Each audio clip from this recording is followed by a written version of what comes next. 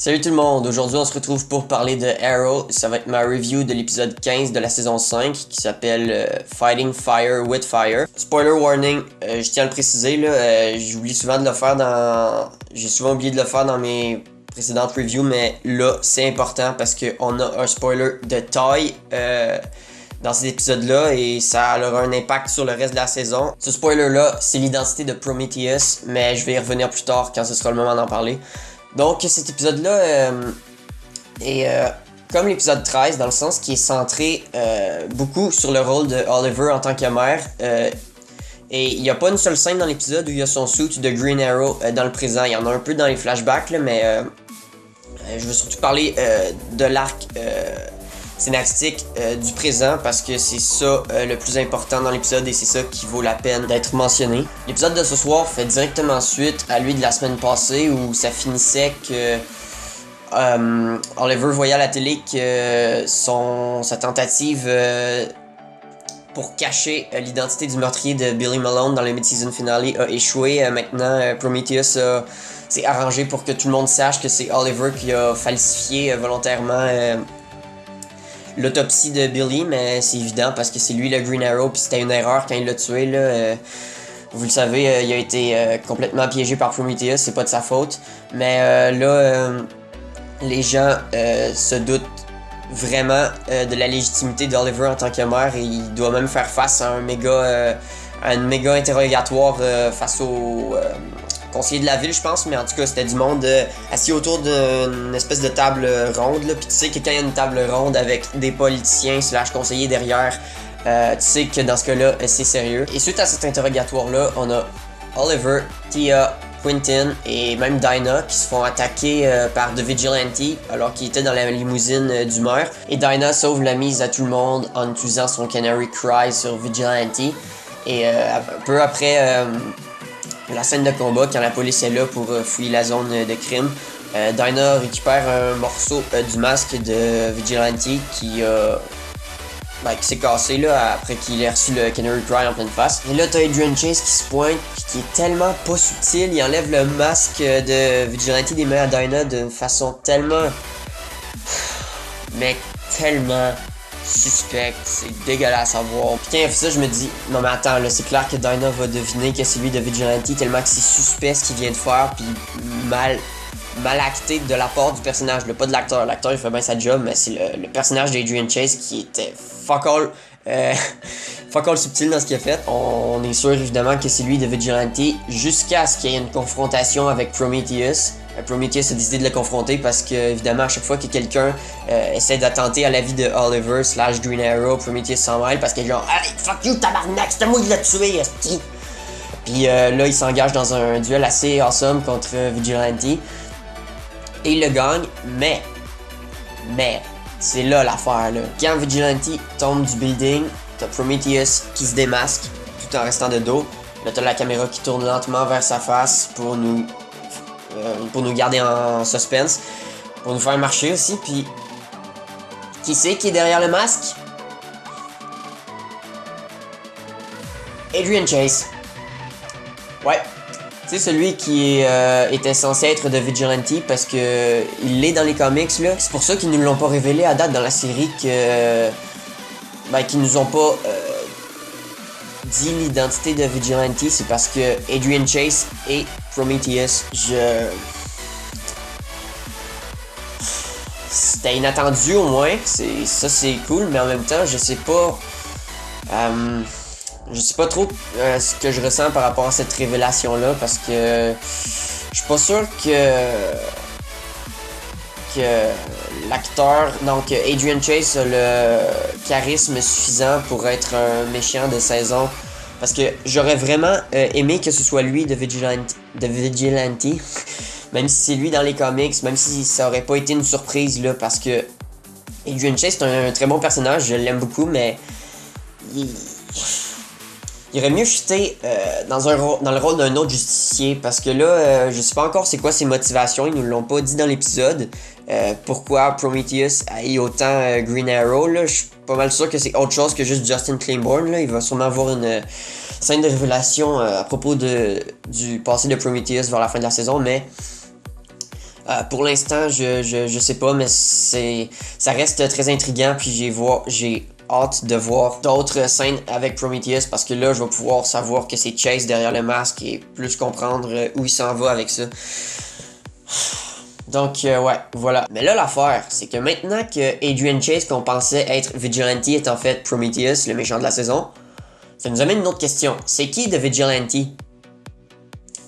C'est pas Roy, parce que l'acteur qui joue Roy nous a teasé qu'il reviendrait peut-être dans la saison 5, mais en même temps, c'est clair que c'est pas Vigilante, parce qu'il s'est déjà engagé dans des combats mortels contre Ollie. Ben, on l'a vu dans cet épisode-là. C'est pas Quentin Lance, il a pas les skills de combat nécessaires pour ça. En fait, j'ai aucune idée c'est qui Vigilante, là, j'ai pas vraiment d'indices, ou peut-être parce que j'ai pas fouillé assez, parce que j'étais sûr que c'était Chase depuis le début de la saison, donc j'ai un peu ignoré les autres indices.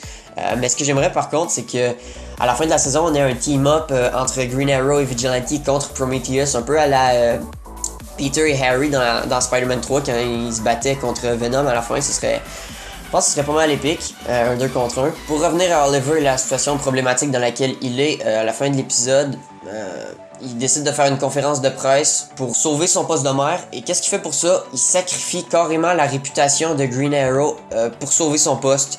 Puis ça veut dire qu'il redevient un criminel aux yeux de la police. Évidemment pas Quentin, parce qu'il sait que Oliver a rien fait de mal, mais pour le reste de la police de Star City, Green Arrow va être pourchassé en tant que cop killer, parce que là, ils croient tous que c'est lui qui a vraiment tué Billy Malone. Et je trouve ça intéressant. En fait, c'est même une très bonne chose pour la série, parce que ça nous ramène un peu aux origines de la série dans la saison 1, quand juste Arrow était traqué par la police, parce que dans ce temps-là, il faisait juste tuer ses ennemis, puis il s'en colissait des conséquences, là. Ça, c'est cool, parce que là, ça commençait à devenir un peu trop facile, sa vie de Green Arrow, à part contre les gros méchants de saison, là, mais sinon, du côté de la police, là, il était allié carrément, là. Puis je trouve ça intéressant, parce que là, Ollie va vraiment plus rusher en tant que Green Arrow, non seulement contre Prometheus, mais en plus contre la police après lui. Fait que ça va être assez fou à voir par la suite. Mais au moins, du côté de son poste de maire, il est safe. Pour l'instant. Et lorsque Oliver faisait sa conférence de presse, Vigilante essayait accessoirement de le tuer parce qu'il trouve Oliver corrompu. Et t'as la Team Arrow, Diggle, Renee et Curtis qui l'arrêtent. Ben en fait, ils l'arrêtent pas, mais ils l'empêchent d'éliminer Oliver. Ils l'ont trouvé grâce à une technique assez intéressante. Pour une fois, c'est pas du hacking. Curtis a inventé une espèce de système de 2 boules de métal. J'ai pas trop compris, là, mais en tout cas, c'est des boules de métal qui servent à suivre un signal jusqu'à ce qu'ils arrivent à destination. Ils ont fait ça avec le morceau de masque de Vigilante qui était tombé au début de l'épisode. Et Dinah l'avait récupéré au poste de police après que Chase lui ait enlevé. Elle l'a ramené à la Arrow Cave. Là, Curtis l'a analysé avec sa boule de métal. Et ça les a menés directement à Vigilante pour l'arrêter. Puis justement, je trouve ça intéressant parce que c'est plus juste du hacking, là. Le hacking dans Arrow, ça commence à devenir vraiment redondant. C'est comme dans The Flash quand ils expliquent leurs trucs scientifiques sur leur petit tableau transparent, là. C'est la même chose pour Arrow avec le hacking, là. Je suis content qu'ils aient trouvé une autre technique pour trouver l'emplacement d'un ennemi ou de découvrir d'où tel matériel provient. Et ce gadget-là m'a un peu fait penser à quand tu joues à un jeu vidéo puis que tu choisis l'option de te montrer un peu le tracé pour savoir où aller. Là. Dans Dead Space, on a ça, puis c'est comme une ligne bleue qui est devant toi que tu dois suivre pour savoir où aller, là, c'est où le chemin principal. Et ouais, c'est un peu à ça que ça m'a fait penser. Sinon, l'espèce de subplot de l'épisode, c'est l'arc Dark dans lequel Felicity est supposé se trouver avec le gadget du groupe de hackers Helix qu'elle utilise depuis quelques épisodes pour faciliter ses skills de hacking, mais ça lui a servi notamment à trouver la mère de Prometheus à laquelle Oliver est allé parler dans l'épisode passé. Et vers la fin de l'épisode, on voit qu'elle veut rejoindre le groupe de Helix, puis j'ai comme vraiment pas envie de voir ça, là. Ça m'intéresse pas des storylines sur le hacking, là. On en a déjà eu une dans la saison 3 avec l'ex de Felicity puis tout, puis sont passés de hacker emo, là. Moi j'aimerais ça. Tu sais, ça me dérange pas que Felicity ait un arc dark. C'est normal depuis la mort de Billy qu'elle soit un peu moins joyeuse puis qu'elle décide d'être plus radicale dans ses décisions, mais ça pourrait pas concerner autre chose que le hacking, genre un autre aspect de sa vie, je sais pas quoi là, mais juste autre chose là. En tout cas, j'espère que l'arc de Helix, c'est comme ça que je vais l'appeler maintenant, va pas durer trop longtemps là, puis j'espère qu'il va vraiment rester secondaire, là, qui va pas prendre une trop grosse place dans les petits épisodes. Comme cette semaine, là, il a pas pris une trop grosse place, puis c'est correct. Je veux juste pas que ça dure jusqu'à la fin de la saison. Puis sinon, on a Tia qui devient vraiment plus radical aussi, ben comme Felicity dans ses décisions, mais encore pire. Le Tia me fait vraiment penser à Moira dans la façon dont elle était. Puis elle précise justement vers la fin de l'épisode que ce qu'elle a c'est comme un bloodlust, mais au lieu qu'elle l'accomplisse avec des arcs et avec des flèches et des épées en tuant des gens, maintenant elle le fait avec des blackmail politiques et tout. Donc là elle décide de démissionner de son poste d'assistante au maire. Je pense qu'elle va peut-être aller rejoindre Roy. Comme j'ai dit tantôt, l'acteur qui joue Roy a teasé son retour dans la saison 5 ou dans la saison 6, je suis plus sûr, mais peut-être que là, vu que Tia est plus prise à City Hall, elle va aller, ils vont trouver une façon, les scénaristes, de faire ces deux personnages-là se rejoindre, là, je sais pas. Et la dernière scène de l'épisode nous donne un méga indice sur la personne que Prometheus va tuer pour faire encore plus de mal à Holly, et c'est Susan Williams, sa blonde.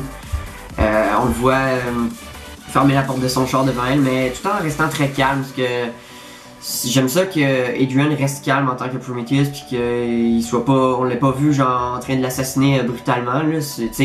C'est le style de Prometheus, mais comme là il était en habit ordinaire, Chase, c'est bon qu'il soit un méchant quand même calme, tout en restant intimidant. On l'a pas vu tuer Susan Williams, mais peut-être que l'épisode prochain va commencer avec genre des nouvelles à la télé qui nous disent que Susan Williams a été retrouvée morte à tel endroit et qu'il cherche toujours le meurtrier, blablabla. Vous connaissez le pattern. Donc, overall, j'ai vraiment aimé cet épisode-là. Tout comme celui de la semaine passée, il a vraiment fait avancer l'intrigue principale de la saison d'un bond. Et j'ai vraiment hâte de voir la suite. C'est le début de l'arc final avec Prometheus. Et Vigilante aussi. Donc dites-moi ce que vous avez pensé de l'épisode dans les commentaires, tout en me laissant vos théories si vous en avez sur l'identité de Vigilante. Si la vidéo vous a plu, n'hésitez pas à me donner un like, ce serait apprécié. Et comme d'habitude, on se revoit dans la prochaine vidéo. Ciao guys!